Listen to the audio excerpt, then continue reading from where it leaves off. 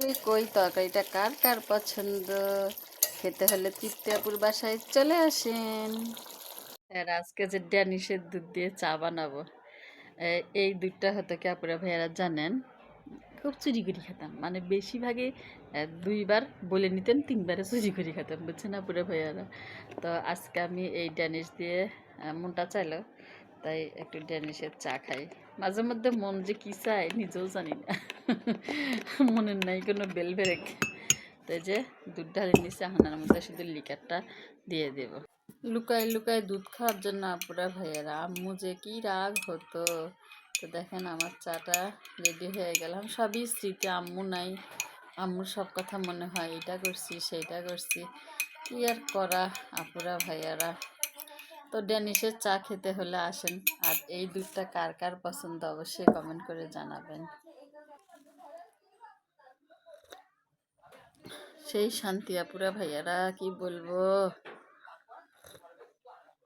একেবারে মনে হয় জানি কি বলি, অন্যরকম একটা শান্তি। যারা চা খায় তারাই বোঝে চায়ের মর্মটা কি।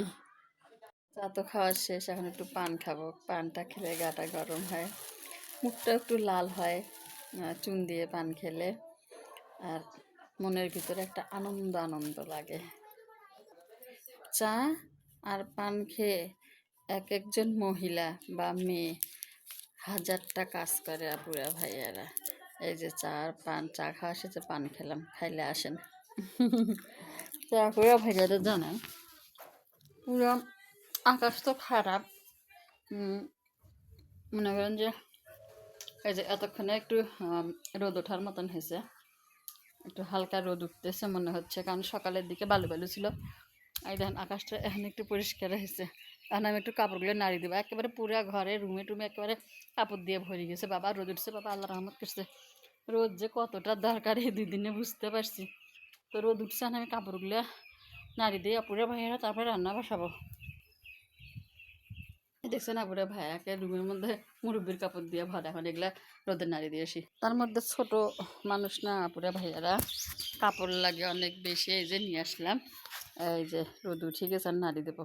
তারপরে ভাইরা দেখেন কাপড়গুলো নাড়ি দিলাম, আরও আছে, আর কি সুন্দর রোদ উঠছে। 3 ছেলেমেয়ের কাপড় আপুরে ভাইয়েরা, বুঝতেই তো পারছেন কতগুলা হয়। তো কাপড় চোপড় নাড়ি দেওয়া শেষ, রোদও উঠে গেছে, এখন আমি রান্না বসাবো আপুরে ভাইয়েরা। তো চলেন রান্না করি। রান্নার জন্য নিচ্ছি হচ্ছে কই মাছ। আজকে আমি তেল কই রান্না করব। লবণ হলুদের মরিচের গুঁড়ো দিয়ে মাছগুলো মাখিয়ে নিচ্ছি। আর এদিকে চুলায় তেল গরম করে নিচ্ছি মাছ ভাজার জন্য। তো মাছ ভাজতে দিয়ে দিচ্ছি, একে একে সবগুলো মাছে ভাজতে দিয়ে দিলাম। তারপরে ভাজা দেখেন মাছগুলো ভাজা হয়ে গেল, মাছগুলো উঠাই দিয়ে দিলাম পেঁয়াজ বাটা, এরপর দিয়ে দিলাম জিরার গুঁড়া, এরপর দিয়ে দিলাম মহুরি গুঁড়া, দিয়ে দিলাম মরিচের গুঁড়া, দিয়ে দিলাম লবণ, দিয়ে দিলাম হলুদের গুঁড়া। সমস্ত উপকরণ ভালোভাবে কষাই নেব আপুরা ভাইয়ারা। তো দেখেন কি সুন্দর কষে যাচ্ছে, যত কষবে ততই কিন্তু টেস্ট হবে। একটু ভালোভাবে কষানোর জন্য সামান্য একটু পানি দিয়ে দিলাম, গরম পানি। তারপরে ভাইরা দেখেন কি সুন্দর কষে গেছে, আমি ভাজা কই মাছগুলোর মধ্যে দিয়ে দেবো।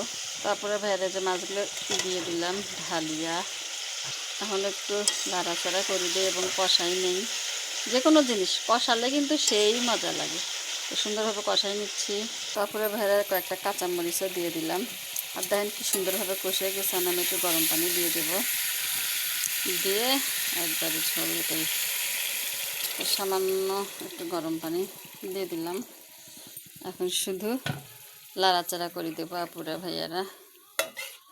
এই দেখেন আপুরা ভাইরা ঢাকনা দিয়ে ঢাকে দিলাম, এখন শুধুমাত্র 10 মিনিট জাল করে নামিয়ে ফেলবো। তো আপুরা ভাইরা দেখে আমার তেল কইয়ের কী অবস্থা। তো দেখেন কি সুন্দর মাসাল্লাহ হয়ে গেছে, হয়ে গেল আমার তেল কই। সবাই ভালো থাকবেন, সুস্থ থাকবেন, আর আমার পরিবারের জন্য দোয়া করবেন। আজকের ভিডিওটা এই পর্যন্ত। আল্লাহ হাফেজ।